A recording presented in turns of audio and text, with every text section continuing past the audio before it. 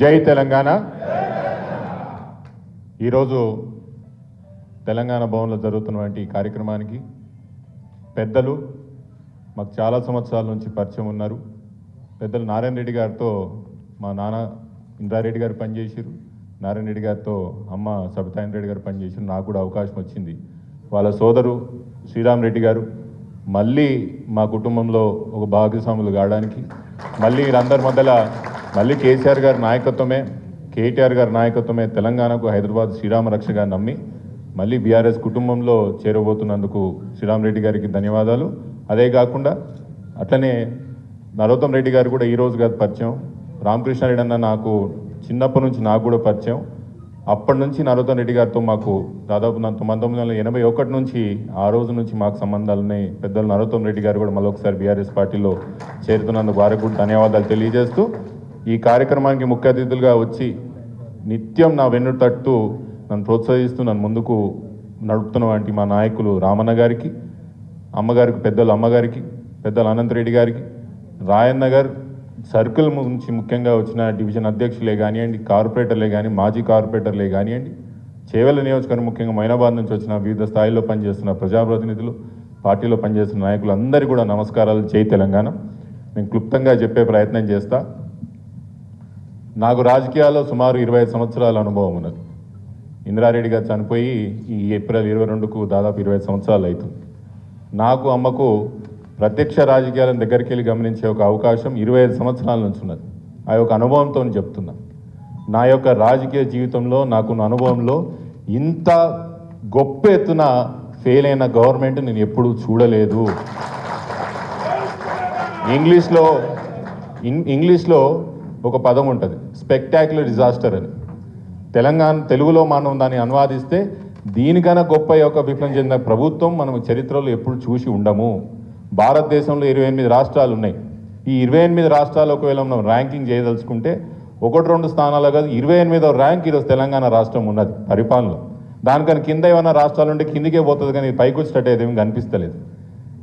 ఎప్పుడన్నా రాజకీయాలు ఉన్న వాళ్ళు ఎవరైనా కూడా అధికారాన్ని లాస్ట్ గంట కూడా ఉంటే దాన్ని ఎంజాయ్ చేసి వద్దామని రాజకీయ నాయకులు అనుకుంటారు. నాయకుల యొక్క మనస్థితి, వాళ్ళ యొక్క స్వభావం, ఆలోచన స్వభావం అట్లుంటుంది. కానీ ఇదేం విచిత్రమో, తెలంగాణ రాష్ట్రంలో ఇంకా 3.5-4 సంవత్సరాలు ఉండంగా కూడా కాంగ్రెస్ పార్టీలో చేరిన వాళ్ళే కానీ, కాంగ్రెస్ పార్టీలో ఉన్న వాళ్ళే కానీ ఈ యొక్క పార్టీతో రాష్ట్రానికి కానీ ప్రజలకి కానీ ఏం మంచి జరగదు. కేసీఆర్ గారు బీఆర్ఎస్ పార్టీతోనే తెలంగాణ రాష్ట్రానికి మంచి జరుగుతుందని 3.5-4 సంవత్సరాలు అధికారంలో ఉండంగా కూడా, పార్టీ అధికారం ఉండంగా కూడా పెద్దలు శ్రీరామ్ రెడ్డి గారే కానీ, నరోత్తం రెడ్డి గారే కానీ ఈ పార్టీతో ఏమీ కాదు, ఈ నాయకులతో ఏమీ కాదు, మేము మళ్ళీ కేసీఆర్ గారితో పనిచేయడానికి వస్తున్నారంటే ప్రజల్లో ఈ కాంగ్రెస్ పార్టీ పట్ల ఎంత వ్యతిరేకత ఉన్నదో ఒక్కసారి ఆలోచన చెయ్యండి. మన ఈ మధ్యలో నేను మా దోస్తుకు ఒకరికి అడుగుతున్నా, ఎట్లా కనిపిస్తున్నది కాంగ్రెస్ పార్టీ పరిపాలన చెప్పురాబాయ్ అంటే, ఆయన ఏమన్నాడంటే అప్పుడప్పుడు హైవే మీద పోతుంటే మందు బండి కింద పడుతుంది చూసినావా ఎప్పుడన్నా అన్నాడు. మందు తీసుకుపోయి బండి అడ్డం పడుతుంది చూసినావా ఎప్పుడన్నా, చూసినా ఏమవుతుందని అడిగింది. ఏమవుతుంది, ఎవరిని దొరికినంత సంకలు పెట్టుకుంటాడు, కాళ్ళలో పెట్టుకుంటాడు బాటిల్. అక్కడ డ్రైవర్ గారు ఎంత దొరికితే అంత ఎత్తుకొని పోతాడు, ఎవ్వడు బండి లేపుతాడు ఉన్నాడు. కాంగ్రెస్ పార్టీ పరిపాలన చూస్తేనే గదే కనిపిస్తుంది అన్నాడు. ఎవరికి దొరికితే అని తీసుకొని పోవడే, బండి లేపుదాం, మళ్ళీ నడుపుదాము, ట్రాఫిక్ క్లియర్ చేద్దాం అనేది ఏం లేదు ఈ పరిపాలన. గట్లా కాంగ్రెస్ పార్టీ పరిపాలన అంత గొప్పగా నడుగుతున్నది. కాబట్టి ఈరోజు ఒక విషయం యాద పెట్టుకోండి, ఈరోజు తెలంగాణ రాష్ట్రంలో బీఆర్ఎస్ పార్టీ యొక్క బలం పెరుగుతున్నది, కేసీఆర్ గారి దళం రానున్న రోజుల్లో ఇంకా పెరుగుతుందన్న మాట మీకు అందరికీ కూడా గుర్తు చేస్తున్నాను. ఇప్పుడు ఇంకో విషయం మీకు యాద్ చేయాలి. మన దగ్గర వ్యాపారాలు ఎట్లయితుండే మొయినాబాద్ మండలంలో కానీ మన దగ్గర మనకు బాగా తెలుసు. ఎప్పుడన్నా మీటింగ్లకు రండి అంటే మీరందరూ మీటింగ్లు చేసుకున్న తర్వాత అప్పుడు వస్తుంది రియల్ ఎస్టేట్ మీటింగ్లు. ఈరోజు మొయినాబాద్ పోయినా ఇంకెక్కడికి పోయినా అసలు అడిగేటోడు లేడు, చేసేటోడు లేడు. ఎక్కడ బండ్లు అక్కడనే ఉన్నాయి, ఎక్కడ రియల్ ఎస్టేట్ అక్కడనే వండుకున్నారు. దేనికోసం?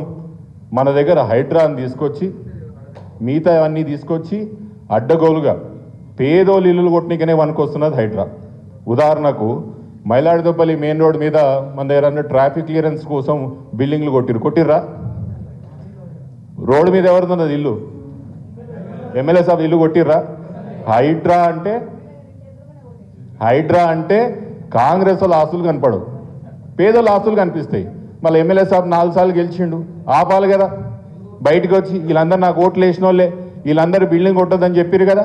ఎమ్మెల్యే సాబ్ ఇల్లుకు మాత్రం ఏం కాదు, హైడ్రాకి ఎమ్మెల్యే సాబ్ ఇల్లు కనిపించదు. పేదోళ్ళు కట్టుకున్న ఇల్లులు, పేదోళ్ళు కట్టుకున్న వ్యాపారాలన్నీ కూడా కొట్టిపోయినరు. హైదరాబాద్ అసెట్ ప్రొటెక్షన్ అంట దాని పేరు. హైదరాబాద్ అసెట్ ప్రొటెక్షన్ కాదు, అది కాంగ్రెస్ పార్టీ వాళ్ళు అసెట్ ప్రొటెక్షన్ కోసం తీసుకొచ్చారు. అందుకే రామన్న గారికి నేను అప్పుడప్పుడు చెప్తుంటా, వీళ్ళు హైదరాబాద్ అసెట్ ప్రొటెక్షన్ అని హైడ్రా ఇట్లా తీసుకొచ్చిండ్రో, కాంగ్రెస్ వాళ్ళు కబ్జా పెట్టిన ప్రాపర్టీలన్నీ తిరిగి తీసుకొని మేము కోబ్రా తీసుకొస్తాం. కాంగ్రెస్ పార్టీ నుంచి కబ్జాలైనా, కాంగ్రెస్ పార్టీ వాళ్ళు ఆక్రమించిన భూములన్నీ తిరిగి రికవర్ చేసుకోవడానికి మేము కోబ్రా తీసుకొస్తాం. వాళ్ళు హైడ్రా తెచ్చిర్రు, మేము కోబ్రా బరాబర్ తీసుకొచ్చి మాత్రం ఈ కాంగ్రెస్ వాళ్ళు ఎన్ని కబ్జాలు చేస్తున్నారో మాకు తెలుసు. గ్రౌండ్ లెవెల్లో పై స్థాయి నుంచి ముఖ్యమంత్రి గారు కుటుంబ సభ్యులు ఎన్ని భూముల అగ్రిమెంట్లు చేసుకుంటున్నారు, ఎన్ని కబ్జాలు చేస్తున్నారు, ఎంత బెదిరిస్తున్నారు అనే విషయం మాకు తెలుసు. ముమ్మాటికి మేము అధికారంలోకి వస్తాం. 3 సంవత్సరాల తర్వాత అధికారంలోకి వచ్చిన తర్వాత కాంగ్రెస్ పార్టీ వాళ్ళు ఎక్కడెక్కడైతే కబ్జాలు పెట్టిర్రో, హైడ్రాను వాడుకొని ఎక్కడెక్కడైతే ప్రజలను బెదిరించి ఎవరైతే ఆస్తులు కొలగొట్టిర్రో, మేము అన్నీ కూడా అప్పుడు అసెట్ రికవరీ అన్నీ కూడా చేసి అప్పుడు న్యాయం ఏందో మేము చూపిస్తామని మనవి చేసుకుంటూ, రాయంద నియోజకవర్గంలో కానీ చేవల నియోజకవర్గంలో కానీ రామన్న మీకు మాటిస్తున్నా, ఎప్పుడు ఎన్నికలు వచ్చినా కూడా ఈ 2 నియోజకవర్గాలు ముమ్మాటికి బీఆర్ఎస్ జెండా ఎగురుతుంది, కేసీఆర్ గారి నాయకత్వం నిలబడుతుంది, కేసీఆర్ గారి నాయకత్వం నిలబడుతుంది అని చెప్పి మీ అందరు సాక్షిగా రామన్న కూడా మాటిస్తూ సెలవు తీసుకుంటున్నాను. నమస్కారం.